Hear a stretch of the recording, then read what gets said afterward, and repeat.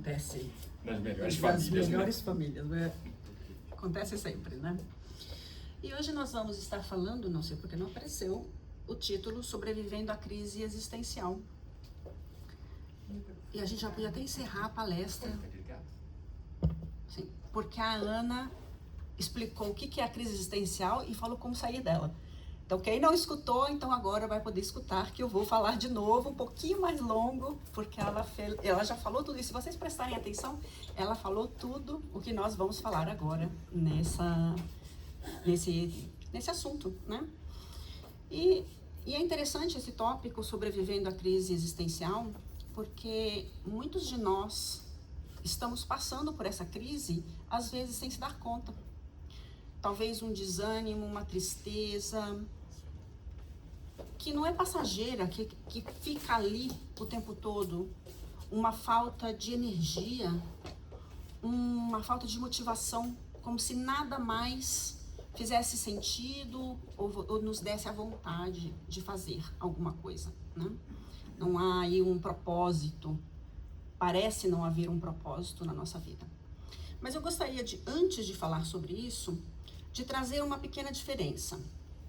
Porque se é verdade que muitos de nós estamos passando por isso, mas também temos que diferenciar, porque muitas vezes as pessoas falam, eu estou passando pela crise dos 30, dos 40, da meia-idade, né? E há uma diferença entre uma e a outra, porque essa diferença da crise de idade, ela é uma transição etária, né? Ela está mais relacionado com o confronto de expectativas da nossa vida aqui, da passagem do tempo, de comparações sociais, principalmente, né, do envelhecimento. Porque muitos de nós vamos passando com o tempo e a gente não fica do jeitinho que a gente quer, né? Parece que as coisas não estão ali tão pregadinha mais como elas estavam antigamente. Ou a gente não tem mais a mesma energia, mas não é essa falta de motivação, porque a gente já vê por aí, eu tenho assim algumas pessoas que eu olho, principalmente na internet, né, tem 90 anos e tá lá firme e forte, fazendo coisas que eu não tenho coragem de fazer, né? Impressionante. Então a gente vê que não tem nada a ver com a idade, é saber aceitar a idade que está, fazendo aquilo que pode, da melhor maneira que pode fazer. Então a crise de idade, ela não tem a ver com a crise existencial, porque os tópicos aqui são diferentes. Na crise, então, de idade, há um sentimento de tristeza, porque não pode mais estar numa etapa anterior da vida, né? Então, nós vamos falar sobre a crise existencial, e apesar de haver essa tristeza, essa dúvida, esse desânimo, a crise existencial não é apenas esse momento. Ela representa muitas vezes o choque entre aquilo que a alma já percebe como necessário para a sua evolução e aquilo que o ego ainda insiste em conservar. É uma crise de sentido, de identidade, de valores e de direção. Então, quem que é o ego aqui, né? Somos nós com as nossas limitações, com as nossas dificuldades, mas também assim com o nosso desejo de permanecer nele. Aí um status quo que a gente não quer se mover. E aí a alma começa a sentir que tem alguma coisa errada. A gente vem aqui no centro toda segunda, toda terça, ou toda quarta, ou toda quinta, ou seja qual for o dia que a gente venha. E parece que aquele aprendizado moral que a gente vem recebendo aqui não está fazendo uma diferença tão grande assim na nossa vida.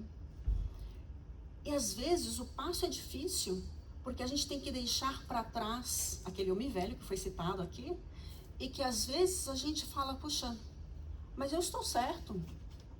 O outro é que pisou no meu pé. O outro é que, né?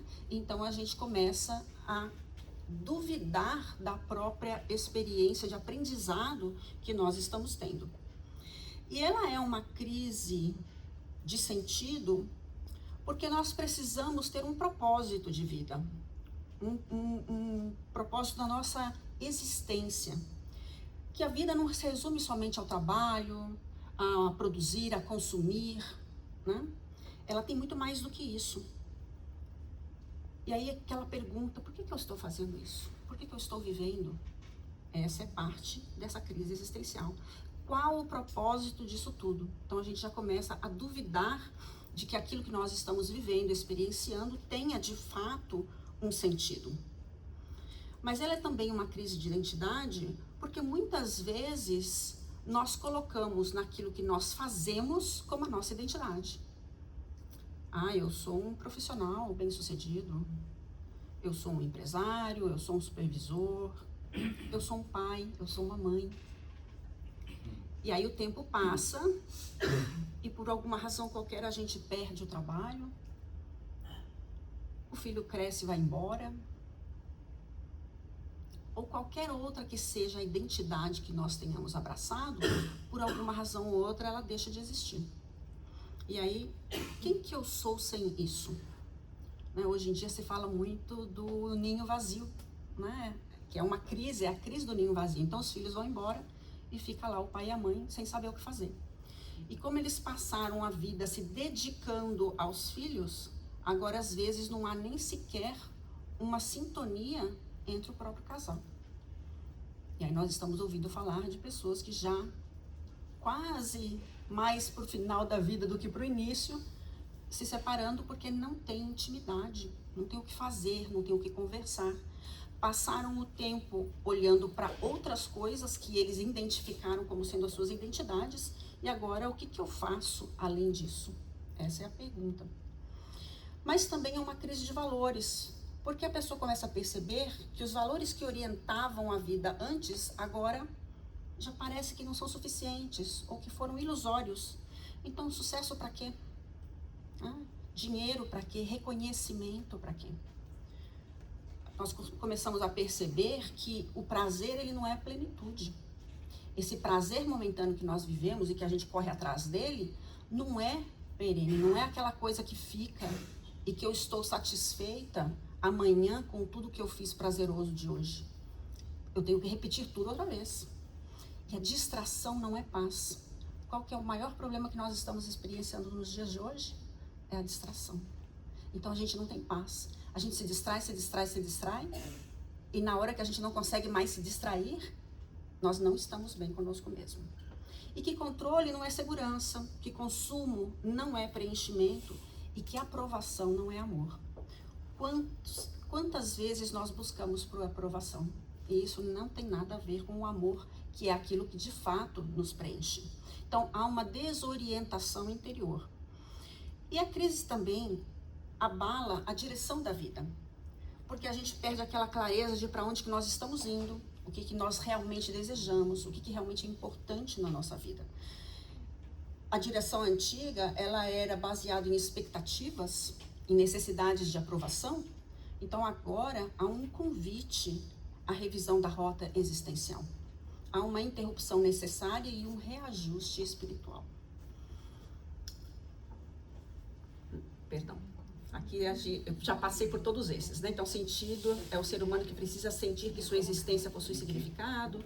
Identidade, porque quando as máscaras começam a cair, a gente perde a nossa identidade. Estou falando muito baixo.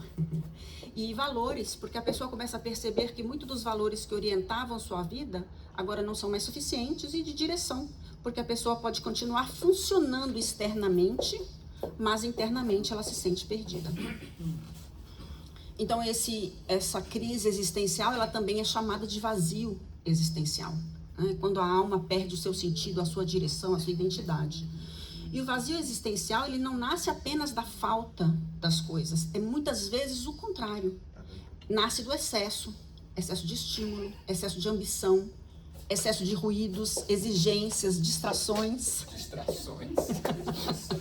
Como alguns espíritos que passam assim por trás e nos distraem daquilo que a gente está ouvindo, falando. Então o espírito saturado de exterioridade começa a sentir fome de profundidade. Mas se a gente não sabe o que é isso, a gente não vai saber fome de quê? Né? O Marcelinho estava até explicando para a gente ontem, né, a questão da fome, do ser pobre de espírito, né? Essa fome, essa necessidade de conhecimento. Aqui há uma necessidade de muitas coisas mais. Há uma necessidade de aprofundar o nos conhecermos, de aprofundar o nosso conhecimento, de aprofundar os valores que nós estamos desenvolvendo ou que deveríamos estar desenvolvendo.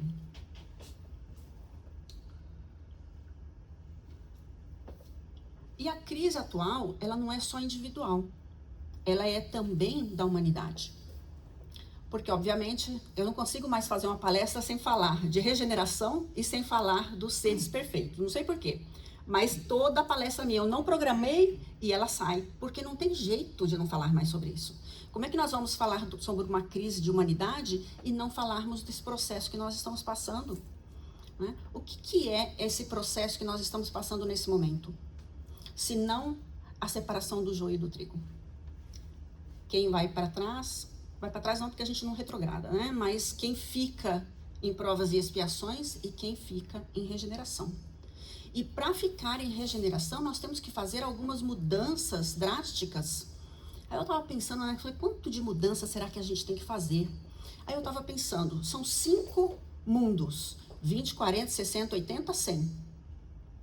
Então, primitivo vai até 20, até 40. Então, a gente vai estar aí de 41 a 60. Então, 60% das vezes, ou de 41 a 60% das vezes, a gente tem que ser amoroso, paciente, manso, benevolente, saber perdoar. A gente consegue fazer isso metade do tempo da nossa vida? Então, complicou a situação, né? Porque, então, ou seja, nenhum de nós podemos entrar aí. É por isso mesmo que vem esse vazio existencial. É como se a vida começa a pulsar mais forte ainda para que esse barulho que nós estamos usando para distrair a nossa atenção do nosso crescimento interior já não possa existir. Então agora parece que a vida pulsa mais rápido, mais forte para que a gente saia dessa distração. E há pessoas que aumentam o volume aqui para poder ouvir mais, né?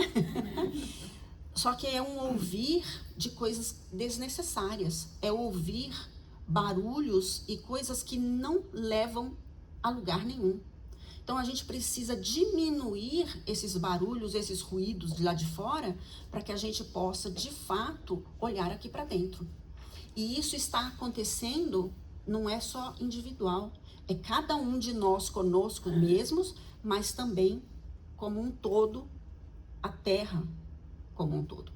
Então há aqui esse modelo do poder sem amor. E quando a gente fala de poder, a gente já, provavelmente muitos de vocês já pensaram logo na política, lá nos governantes, nas instituições. Esse modelo de poder somos nós também.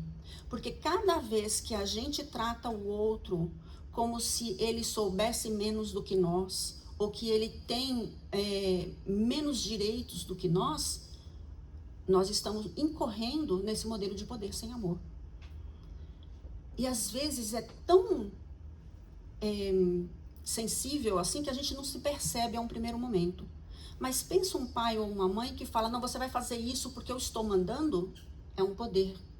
Sem amor, porque não há acolhimento, não há ali um amor, não há ali uma necessidade de fazer com que a criatura entenda. É claro que às vezes você já chega no final ali, que você já não aguenta mais, você já falou tudo que você tinha que falar, então agora vai, você faz assim que eu tô mandando, porque já não tenho mais o que fazer. E tá tudo bem, porque a gente também tem as nossas limitações. Às vezes a gente chega nesse limite. Mas se todas as vezes que a gente for fazer e a gente fizer pelo quem manda aqui sou eu, como é que o outro vai aprender a fazer bem feito, a fazer melhor, a aprender? Então, cada vez que a gente usa o nosso poder sem amor, nós estamos nesse modelo. E somos parte da crise e não dessa solução, né? O modelo da inteligência sem ética, e a gente está vendo isso cada dia mais. O modelo da religião sem transformação íntima. Essas religiões aí que não falam nada. Quantas vezes nós já sentamos nessa cadeira e só esquentamos a cadeira? Porque a palestra não entrou. Olha, mesmo que venha aqui, mesmo que vocês não gostem da minha palestra, seja ruim, mas muito ruim. Não é possível que não dá para pegar assim, puxa vida, acho que eu entendi que eu não estou na crise de idade, eu estou numa crise existencial. Então agora deixa eu buscar lá fora o que eu preciso fazer, porque faz parte da nossa obrigação não esperar do outro. É de nós mesmos. Ah, mas me explicaram errado. Mas você não sabe aonde que a informação é tirada? É lá do Livro dos Espíritos, é do Evangelho. Então, façamos a nossa parte, porque ninguém vai te perguntar quem que te ensinou errado. Não, é porque que você não aprendeu certo. Cada um de nós temos a responsabilidade de saber fazer o nosso melhor. Então, cada vez que nós, e aqui a gente põe a religião também, nós espíritas, dentro desse contexto religioso, porque é esse aprender das leis divinas, né? O modelo da liberdade sem responsabilidade, nós estamos vivendo uma verdadeira libertinagem, e isso tem uma consequência. Se nós não temos responsabilidade, nós vamos também sofrer a consequência. Às vezes a gente sofre até mesmo tendo essa responsabilidade, mas é o mundo em que nós estamos inseridos nesse momento. E o modelo do progresso sem fraternidade, né? E a crise existencial, ela não é necessariamente um fracasso. Porque como essa crise ela vem e a gente sente esse vazio, a gente vai dando-se conta que a vida exterior, ela já não consegue esconder esse vazio interior, então a gente começa a reavaliar. Então ela pode ser o início de um despertar. Por isso que a gente precisa entender que estamos numa crise, que nós estamos numa necessidade existencial de evolução, de trabalharmos em nós mesmos. E nós estamos vivendo num período, e aqui eu vou quase que falar a mesma coisa que anteriormente, mas com outras palavras, e aqui a gente pode tirar mais para nós mesmos, se é que não conseguimos na vez anterior, é do excesso de informação com pouca sabedoria.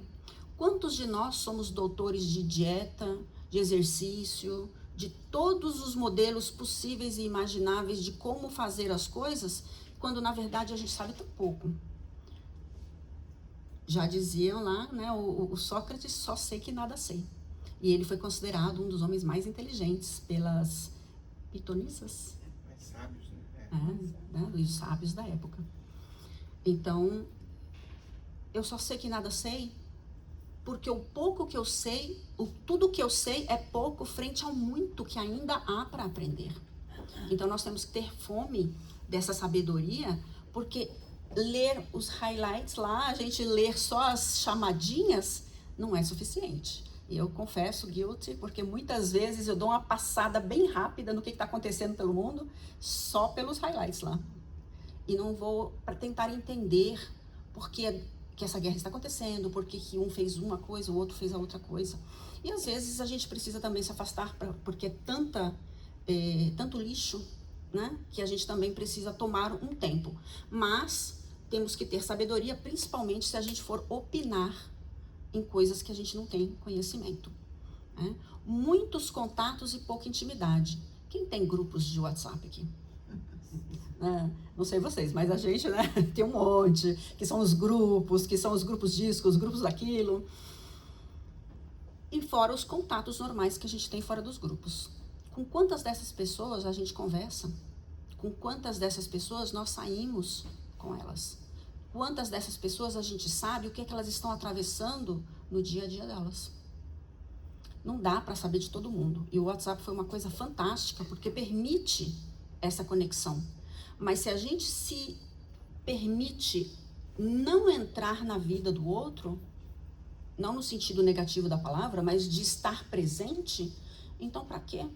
Essa tecnologia toda, ela está tirando o que é mais importante de nós, que falou ali embaixo, não, eu achei que fosse na mensagem que a Ana trouxe, mas eu acho que é eu que vou trazer mais tarde, não me recordo.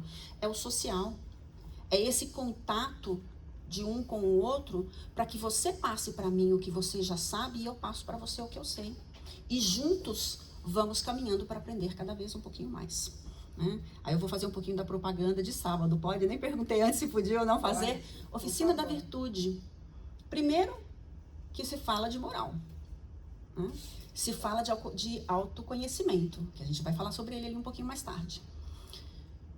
E que faz o contato,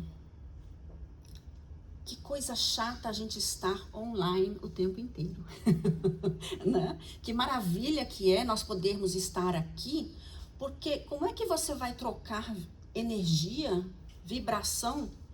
É verdade que a gente pode fazer passe à distância? É verdade. Mas quantos de nós aqui conseguimos manter esse pensamento tão firme de fazer isso, esse contato com a outra pessoa querida, né?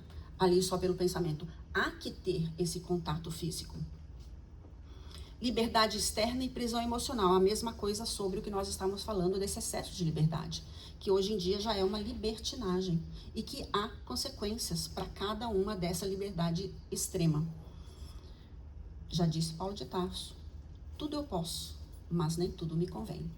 E aí todo mundo riscou, todo mundo não, perdão, né? Muitas pessoas riscaram a segunda parte da frase, tudo eu posso. Não, porque tem consequências, né? Produtividade intensa e ausência de propósito.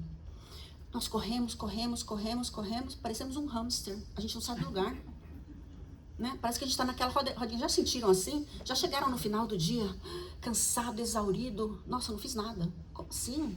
Passou o dia inteiro na rua, como que não fez nada? É porque é um excesso de produtividade com pouco propósito. Muito pouco propósito. Progresso tecnológico e empobrecimento moral, não vou nem entrar nesse assunto, porque isso aqui também é um assunto crítico, né? E busca de prazer imediato e dificuldade de suportar frustrações. Isso não são os jovens, não. Todos nós estamos passando por isso. Todos nós estamos com uma paciência, uma tolerância limitadíssima. Precisamos trabalhar mais nisso. Precisamos trabalhar essa questão do prazer imediato, porque todos nós... O que é isso aqui? Se não prazer imediato, né? Às vezes você está cansada, ai, não quero nem pensar. Aí pega e escolhe as piores coisas para poder ver, porque é a que menos você precisa pensar nelas, né? Porque se for alguma coisa assim de moral, né, de problema a ser pensado, não quero isso. Então nós precisamos ter cuidado com esse prazer imediato, porque vai diminuindo essa nossa capacidade de suportar, de tolerância e até mesmo de benevolência. Está acontecendo aqui, então, uma mudança de paradigma, do ego ao self espiritual, de quem eu sou hoje, com todas as minhas limitações, para esse ser que ele vai aprendendo no decorrer das suas vidas, que não é somente hoje, que já foi antes e que continuará sendo depois. Então, a primeira coisa é ter paciência, porque a gente não vai sair do 0 para o 100, obviamente. É um passo. E aí, o que essa experiência quer me ensinar? O que é que está acontecendo na minha vida que está sendo tão difícil? Mas há um ensinamento aí. Deus não permite que algo de ruim nos aconteça se algo melhor não vier depois. Se algo melhor não passar daí. Que parte de mim precisa amadurecer? Que valor espiritual eu estou desenvolvendo? Eu estava falando com uma pessoa há um tempo atrás e passou por momentos muito difíceis da vida e passou foi um trauma realmente muito grande. E a pessoa veio falar para mim que ela falou assim, me perguntaram se eu tivesse a opção de voltar para trás, se eu faria alguma coisa diferente. Ela falou, eu não quis dizer que não, porque foi uma coisa tão chocante que as pessoas não conseguem entender. Mas, na verdade, eu não quero nem voltar para trás, porque se eu voltar para trás, eu vou ter que escolher não passar por aquilo, e aí eu não vou ser hoje a pessoa forte, resiliente que eu sou. Então, às vezes, uma experiência difícil é difícil, mas faz com que nós sejamos quem nós somos no dia de hoje. Se a gente passa por facilidades demais, então a gente já não consegue lidar com nada nem um pouquinho mais difícil. As coisas difíceis da vida também faz parte do nosso ensinamento. Então, o que essa experiência quer me ensinar? O que eu preciso amadurecer melhor para compreender essa experiência? E que valor espiritual eu estou desenvolvendo a cada vez que eu passo por situações como essa? Então, há aqui uma necessidade urgente de mudança moral. E essa mudança moral, ela exige menos orgulho e mais humildade. E nós estávamos falando que não é para pensar lá fora, né? Não são os governos, não são as instituições, somos nós, porque nem sempre o orgulho, ele se aparece como uma arrogância, como alguém que está... Né? Ele às vezes aparece com uma necessidade de estar certo. Quantas vezes você já quis estar certo na situação? Não, mas eu estou certo. Talvez, mas talvez o outro também esteja. Apenas estamos vendo sobre prismas diferentes. Das dificuldades de reconhecermos os nossos próprios erros. Ninguém gosta de falar que errou, mas às vezes é necessário. De uma resistência de pedir ajuda. Olha só, quantos de nós temos aquela dificuldade de falar, puxa vida, você pode me ajudar? Ah não, isso me falam que não. Ruim, né? Porque você está num momento de necessidade e a outra pessoa vai falar que não. Mas talvez a outra pessoa esteja passando por um problema ainda maior do que o seu. Você não sabe.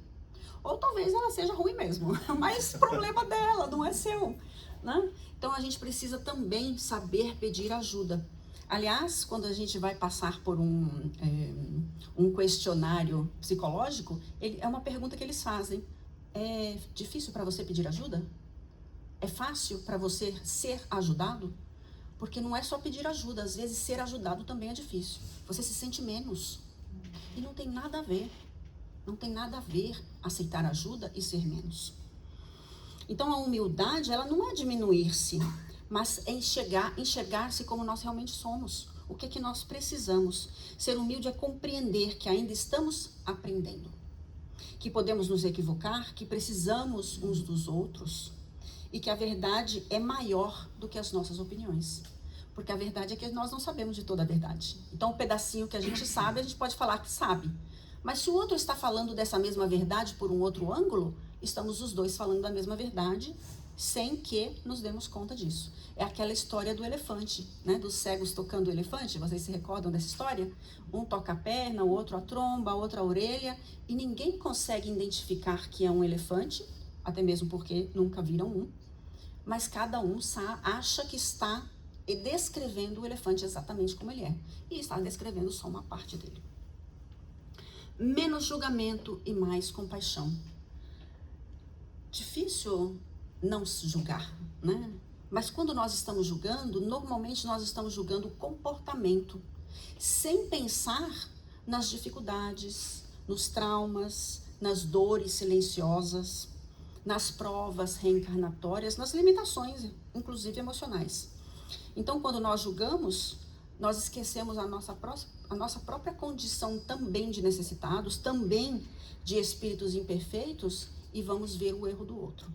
Então, compaixão, ela não significa concordar com as coisas erradas, porque se nós concordamos, parece que estamos justificando o erro, né? Não é isso.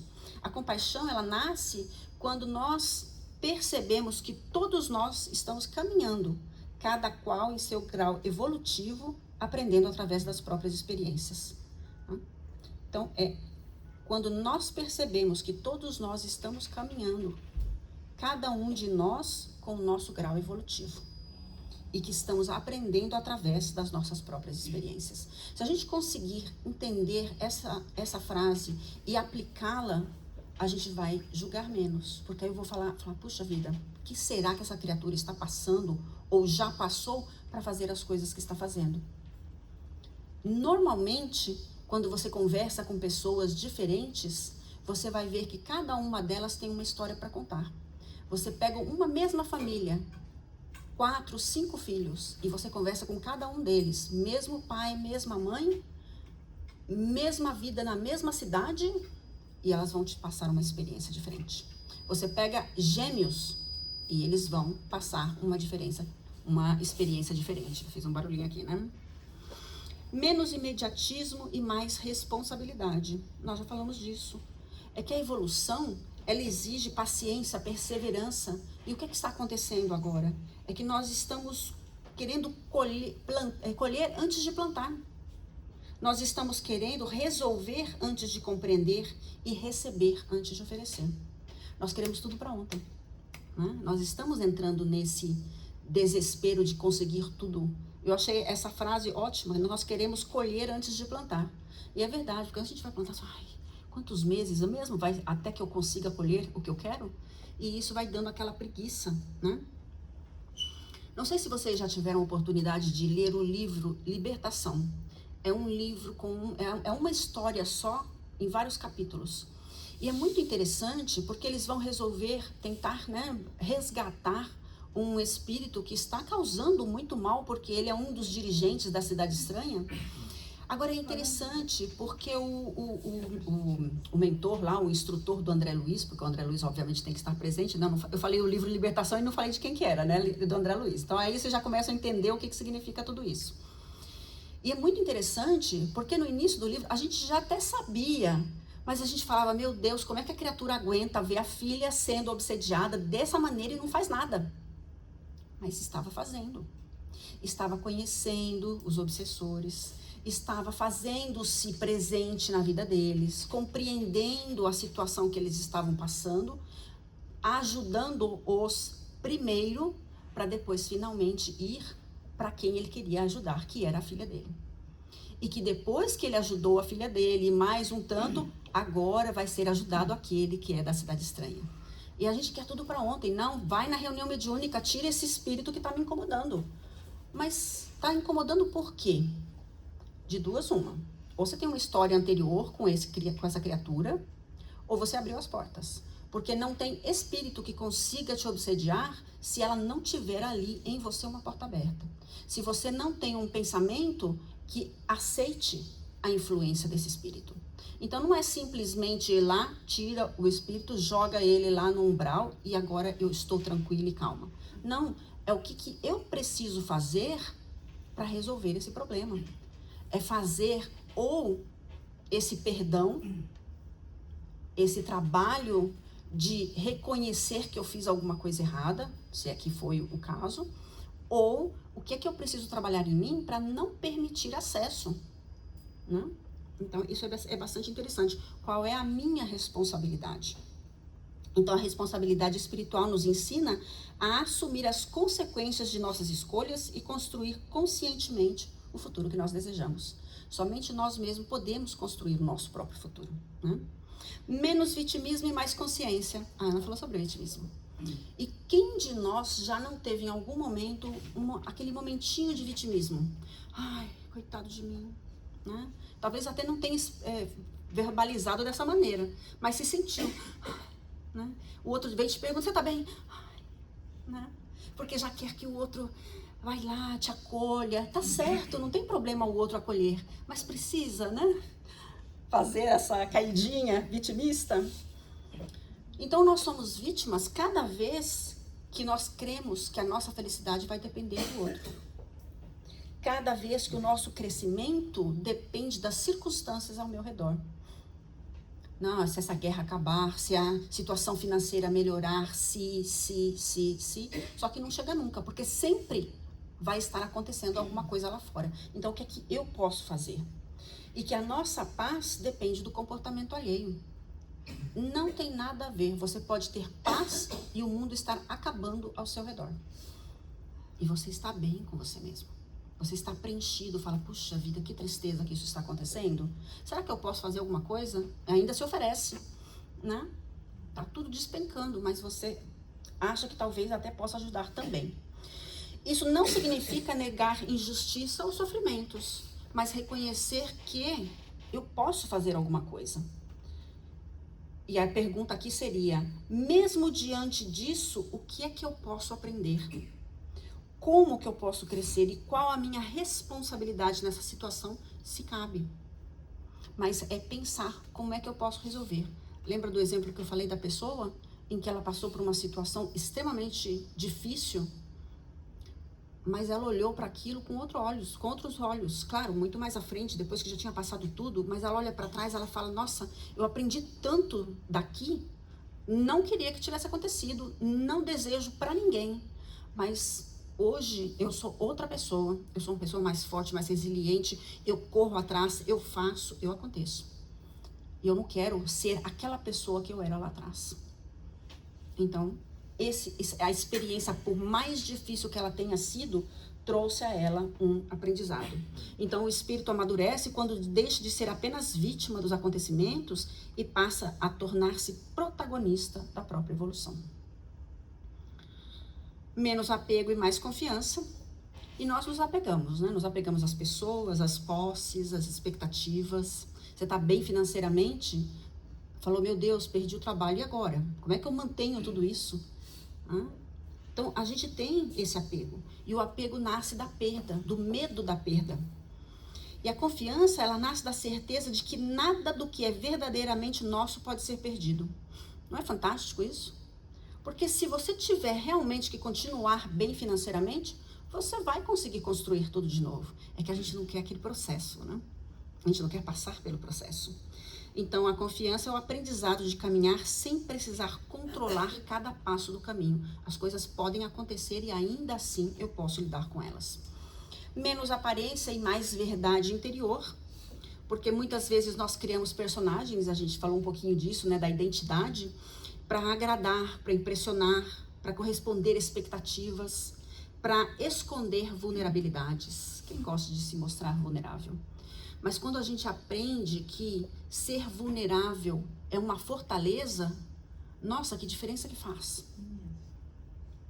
Porque é difícil ser vulnerável, mas na hora que você aprende a ser vulnerável, essa vulnerabilidade não mais te agride, não mais te prejudica, não mais te cria dores, dificuldades de manejar as situações que estão ao seu redor. Porque agora você sabe o seu limite. Você sabe até onde você pode ir. Você fala, puxa, só consigo ir até aqui. E agora, daqui por diante, o que a gente vai fazer? Me ajuda, você faz. O que é que a gente precisa fazer? Vamos juntos aprender, né? Menos fuga e mais autoconhecimento. E a fuga é uma coisa muito interessante, porque às vezes a gente não se dá conta que está fugindo. Excesso de trabalho é uma fuga. E às vezes é o trabalho no bem. Mas você não se dá ao trabalho de perceber que você precisa trabalhar em você mesmo também. Então você faz. Trabalho maravilhoso, porque você está ajudando. Mas quando termina lá no final, na hora de prestar a contas de você para com você mesmo, você ajudou todo mundo, mas você não se ajudou. Uau, e agora? Nossa, agora eu sou um mendigo espiritual, porque eu não tenho nada. Eu sei dar, mas eu não consegui construir dentro de mim mesmo. Então isso também é um problema. E talvez a crise existencial seja justamente o momento em que a vida nos convida a menos orgulho e mais humildade. Então, trocarmos o orgulho pela humildade, o julgamento pela compaixão, o imediatismo pela responsabilidade, o vitimismo pela consciência, o apego pela confiança, a aparência pela autenticidade, né? E a fuga pelo autoconhecimento. Trata-se, então, de uma transformação no olhar, como nós estamos vendo as coisas ao nosso redor. Então, para atravessar essa crise, primeiro, antes de mais nada, é ter consciência dela. Reconhecer essa crise sem negá-la. Puxa, eu estou passando por isso. Reconheço. Eu sei muito e eu não consigo aplicar muito desse muito que eu sei. Ou eu sei até pouco, mas eu não estou aplicando nada, ou eu não estou aplicando o suficiente. Então, há aí uma necessidade de fazer uma aferição de valores. O que eu já sei que eu ainda não estou conseguindo colocar em prática? Então, o que a gente precisa? Segundo, buscar esse autoconhecimento. Quem sou eu? O que eu ainda preciso compreender? Porque eu já, com certeza, sei muitas coisas. Pouco provável que nós estejamos a primeira vez ouvindo sobre os ensinamentos de Jesus. Eu não estou falando em espiritismo, porque espiritismo é puro ensinamento de Jesus, né? Então, é pouquíssimo provável que nós estejamos ouvindo pela primeira vez. E se nós ouvimos falar do Corão, se nós ouvimos falar de todas essas outras, nunca li. Mas já escutei falar que é muito parecido. Que os ensinamentos também são esses de responsabilidade, de amor, de fraternidade.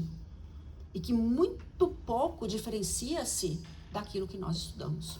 Talvez não falem de reencarnação, mas fala de nascer do outro lado. Fala da continuação da vida de uma forma ou de outra, né? Então, a gente precisa reconhecer aquilo que nós já podemos colocar em prática, porque nós sabemos muito e fazemos pouco. E é fundamental reconstruir esse sentido. Reconstruir como que nós olhamos para a vida, quais são os valores que governam a nossa vida e principalmente quais são as minhas ilusões. O que eu penso da vida e o que eu penso de mim mesmo e que não é verdadeiro. Ah, não, eu estou ótima.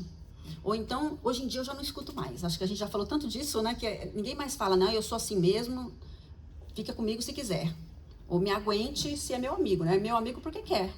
Eu sou assim, eu vou morrer assim. Acho que eu já nem escuto mais, mas antigamente a gente escutava bastante, né? E a gente tem que compreender que não é verdade. E não é pelo outro, é pela gente mesmo. Nós não queremos olhar para trás e falar, nossa, eu sou a mesma pessoa que há 10 anos atrás, que há 5 anos atrás, que há 1 ano atrás.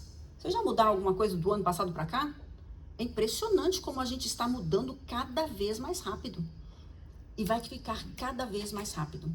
E é por isso que a gente precisa já pôr atenção naquilo que nós já sabemos e aquilo que nós não estamos aplicando. Porque se nós formos lá na Gênesis, né, no finalzinho lá do capítulo, no final dos tempos, ele vai falar que vai aumentar o número de suicídio, de depressão. Por quê? Porque essa aferição de valores não vai ser feita. E o barulho está tamanho que chega um ponto em que você já não consegue mais nem fazer aferição nenhuma. Então, é necessário a gente começar já, imediatamente, a buscar quem eu sou realmente, o que eu quero da minha vida, qual é o meu propósito. E cuidado com o propósito que coloca, porque às vezes a gente coloca um propósito que termina semana que vem, que termina próximo ano. Tem que ser um propósito de largo prazo, e aí a gente tem que incluir esse propósito, o espírito, né? Porque senão a gente está só buscando coisas materiais. Há uma necessidade gigante da gente trabalhar o espírito. Em quarto lugar, indispensável trabalhar a moralidade. E aí é quando a gente volta a falar dos seres perfeitos, né? Vamos lá no capítulo dos seres perfeitos, vamos ler, vamos identificar o que é que eu já faço, o que é que eu faço um pouquinho, o que é que eu não faço em absoluto e o que é que eu preciso começar a trabalhar nisso. E é necessário cultivar essa espiritualidade prática, seja fazendo as preces, as meditações, mas é também essa responsabilidade com as coisas que eu preciso fazer, que é essa caridade, perdão, benevolência, tudo isso que está lá no Homem de Bem, nesse capítulo dos Seres Perfeitos. O que é que eu já estou fazendo, o que é que eu preciso fazer? Há que fazer um trabalho em cima disso. Aí eu trouxe aqui lá do capítulo, né, da questão 919, qual é o meio prático mais eficaz para se melhorar nesta vida e resistir ao arrastamento do mal. Se a gente tirar toda a pergunta e essa questão do sábio, a gente fica com o verdadeiro sentido da vida. Conhece-te a ti mesmo. Essa é a razão principal que nós estamos aqui. Para nos conhecermos, para conhecer qual é a nossa capacidade de já nos adiantarmos agora, já nesse momento. E a necessidade de transformação moral, seres perfeitos. Aí eu tinha que trazer, né? Já que eu estava trazendo a 919, deixa eu trazer a que eu falei já bastante, que é o de seres perfeitos. Não dá pra gente não falar sobre esses 2 capítulos, o do ser de perfeito, e agora o outro, qual que é? Da regeneração, não, perdão. Esse também, mas o da regeneração. Porque sem falar desse processo que nós estamos atravessando nesse momento atual, como identificar que esse vazio interior que nós estamos passando é um chamamento. Porque antigamente acontecia, de vez em quando alguém falava, não sei o que, não consigo, não tenho propósito. Mas hoje em dia é algo premente, é uma necessidade premente de que a gente realmente trabalhe em cima disso. E eu gosto sempre de terminar com uma mensagem. E aí eu achei esse livro, eu nem li ele ainda. E eu estava buscando uma mensagem e não achava nenhuma que encaixava. E eu estava com esse livro na minha mesa já tinha vários dias. Aí eu falei, deixa eu dar uma olhada, se tem alguma coisa aqui, algum capítulo que funcione aqui. Aí eu olhei, não achei nada, mas o primeiro título é o título do livro, O Essencial. E olha só. A reencarnação tem como finalidade precípua o desenvolvimento dos conteúdos transcendentes da existência, facultando o desabrochar do conhecimento que revela a legitimidade do existir no imo da sua realidade espiritual. A essência que procede à jornada evolutiva jaz em germe no ser, criado simples e ignorante, e pouco a pouco desdobra o pensamento divino através do qual se aprimora e felicita. De natureza mais brutal, são os primeiros passos que propiciam a libertação do conhecimento, conquistando lucidez lentamente, até o momento de uma união plena com Deus. As heranças das fases primitivas que se fixam no corpo espiritual exigem maior esforço mental para a sua superação, abrindo espaço para aquisições mais profundas e significativas. Em razão do estágio moral em que transita com maior ou menor facilidade, necessita da própria inclusão para compreender as leis que regem o universo, sob as quais se encontra no processo evolutivo. A grande tarefa de Jesus Cristo na Terra foi a de romper a cortina do obscurantismo e oferecer o sentido feliz de cada existência. Espírito perfeito que havia superado ao longo dos tempos os seus obstáculos, ele veio demonstrar que é possível viver a razão existencial da reencarnação conforme estabelecido, apresentando as duas faces da vida, a física e a espiritual.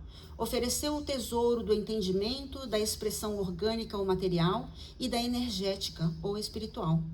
Nos seus passos, enquanto todos anelavam pelos prazeres que se derivam do organismo físico, demonstrava que era no espírito que se encontrava a fonte do ser para penetrada, a fim de ensejar-se a verdadeira alegria, aquela que não se transforma em tragédia ou infâmia. Todo o seu evangelho é, pois, um vigoroso convite à obediência às regras universais, mediante a prática do bem, a básica. A sua existência demonstra como os hábitos mentais favorecem a vida orgânica com respostas equivalentes. Nada lhe constituiu obstáculo ou impedimento que deveriam culminar nas páginas truculentas e perversas da crucificação. É nesse capítulo que mais se agranda a sua mensagem de amor e abnegação. Logo depois, vencendo o período referente ao corpo, deu início ao de permanência energética, a partir da ressurreição e das suas realizações espirituais. Embora não compreendida, então, cumpriu o ministério espiritual de forma irrepreensível, deixando advertência para o compromisso espiritual a seguir. Buscai primeiro o reino de Deus, advertiu, e tudo mais vos será acrescentado. Estava terminado o ministério da sua vinda. Mostra o livro para as pessoas. Mostra o livro para as pessoas. Ai, perdão. O Essencial é de Divaldo pelo Espírito Amélia Rodrigues. A Tereza adora a Amélia Rodrigues, né? Penso muito nela quando eu pego o livro, porque ela fala muito da Amélia Rodrigues. E é um livro fantástico. E está justamente no título do livro, O Essencial. Buscai primeiro o reino de Deus e tudo mais vos será acrescentado. É que nos falta fé, né? Nos falta essa confiança no divino, que a nossa vida está com tudo certo. É apenas um aprendizado. E para o lado que vai, alguma coisa aí há para aprender. Então está tudo bem também. Já está certo, porque seja o que a gente passar, servirá para o nosso crescimento e experiência. Nem tudo nós queremos passar. E podemos tratar de trabalhar em nós mesmos para evitar certas dificuldades. Mas certas experiências nós vamos ter que passar para que a gente possa, de fato, compreender, não que Deus compreenda que a gente possa, mas que nós mesmos possamos compreender que nós podemos. Então, falar sobre crise existencial não é nada de outro mundo, porque não é nada mais do que um chamamento para que a gente possa fazer esse trabalho interior, que a gente já vem falando há bastante tempo, e que a gente fica nessa dificuldade de trabalhar, né? Mas se nós olharmos para trás, a gente vai ver que pelo menos um pouco a gente já alcançou. E cada vez que a gente alcança um pouco mais se abre a nossa frente para que a gente continue nesse trabalho. Então, que o Senhor nos ampare, nos fortaleça e nos inspire, que possamos, de fato, continuar fazendo esse crescimento espiritual, porque é o que vai fazer com que a gente termine com esse vazio existencial, mas mais importante ainda, que a gente possa ter uma vida plena e satisfeita. Ok? Uma boa noite a todos.